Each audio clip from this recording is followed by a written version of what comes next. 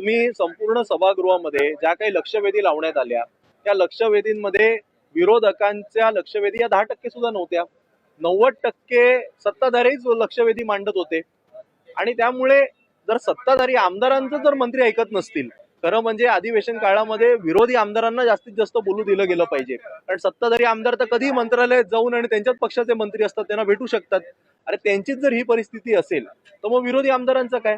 आमच्या किती टक्के लक्षवेधी लागल्या ह्याचा एकदा कोणीतरी रेकॉर्ड काढला पाहिजे. आम्हाला बोलू दिलं जात नाही, आम्ही हात वरती केला तर आम्हाला पाहिजे तेवढी संधी मिळत नाही. आणि त्यामुळे आता विरोधी पक्षात नेमत नसतील तर जयंत पाटील साहेबांसारख्या ज्येष्ठ सदस्यांना थांबवणं मला वाटतं हे आता रोजच झालेलं आहे. स्वतंत्र मराठी सेन्सर बोर्ड असावा अशा प्रकारची मागणी जी आहे मनसेकडे येताना दिसते. मला थँक्यू वरुणजी,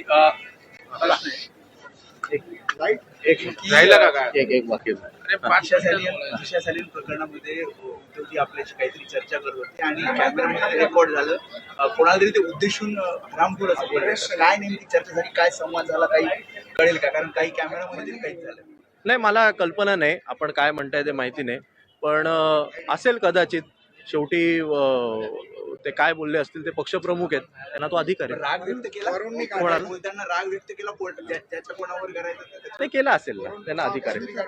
संजय उपाध्याय जी ने आपके वरुण पण राग व्यक्त कर. अवैध बांधकाम के बारे में आवाज उठाई थी कि नहीं, ठीक है, अभी मुझे जो कहना था मैंने मराठी में बहुत विस्तृत में बताया है. धन्यवाद, थैंक यू.